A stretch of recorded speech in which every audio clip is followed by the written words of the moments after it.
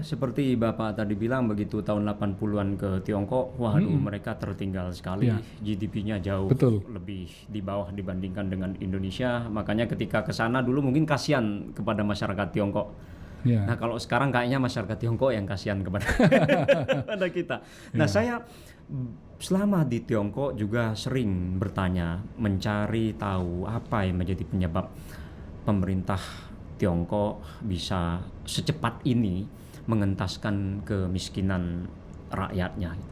Dan saya paling tidak jatuh pada satu kesimpulan sementara, dan saya masih berpegang pada kesimpulan ini, bahwa yang pertama, masyarakat Tiongkok itu punya spirit yang luar biasa besar untuk mengubah nasib mereka.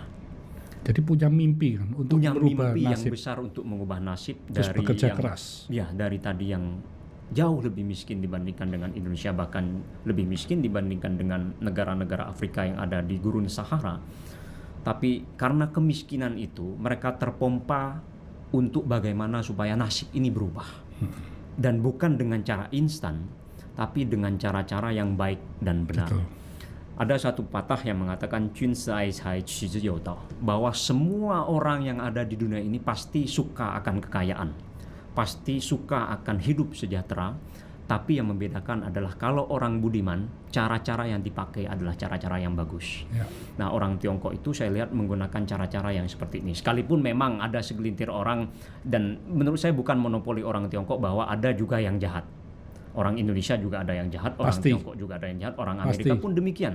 Itu Ya. bukan monopoli dari bangsa manapun. Ya. Tapi yang saya lihat, orang Tiongkok ini mengubah nasib mereka dengan tadi, mereka takut akan kemiskinan sehingga mereka kerja keras, banting Ya. tulang seperti robot dari pagi sampai malam. Mereka takut bodoh, makanya mereka belajar mati-matian juga dari pagi sampai malam.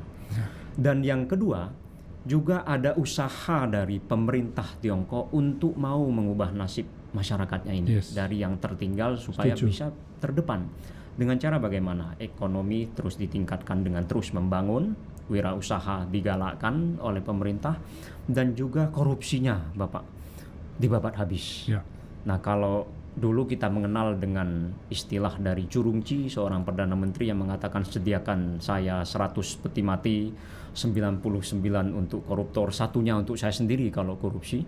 Sekarang Xi Jinping punya ungkapan, tidak peduli lalat, tidak peduli harimau, kita sikat semuanya. Betul. Dalam artian mau korupsi kecil, mau korupsi besar, kita sikat habis. Ya. Nah, mereka memberikan contoh bagaimana negara mesti dikelola dengan sebaik mungkin. Betul. Yang korup harus disikat, karena bagi mereka ini yang akan jadi parasit bagi perkembangan negara.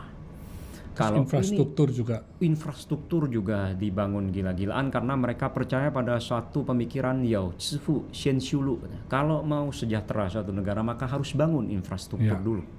Mereka bangun infrastruktur. Jalan-jalannya begitu lebar ya. Lebar dan Tapi nyambung sekarang dari macet, satu titik. macet semua sekarang. Kalau di Beijing Di sama kota-kota Shanghai besar. begitu-begitu ya. Betul, betul. Mereka memberikan contoh dengan perbuatan. Betul. Sehingga dari korupsi yang dibabat habis, Ya. pemimpinnya juga mau hidup sederhana, Ya. didasari satu pemikiran yang mengatakan Sang Liang Puceng Xia Liang Wai. Kalau yang atas ini tidak lurus, maka yang bawah sudah pasti akan bengkok. Betul. Makanya pemerintahnya memberikan contoh yang baik, hidup sederhana. Ya. Itu pun sudah dikasih hukuman mati, tetap ada yang korupsi Bapak. Apalagi tidak ada hukuman yang berat seperti itu. Ya. Makanya ada kemauan dari pemerintah untuk mengentaskan kemiskinan masyarakat. Juga ada kolaborasi kerjasama dari masyarakat yang juga mau untuk diajak maju. Oke. Kadang pemerintahnya sudah mau, yang bawah tidak mau diajak maju. Ya, ya. Mau hidup tetap di zaman dulu kegelapan misalnya. Oke. Ada yang seperti itu. Nah, ini sudah klop, pemerintahnya mau maju, masyarakatnya pun juga mau maju.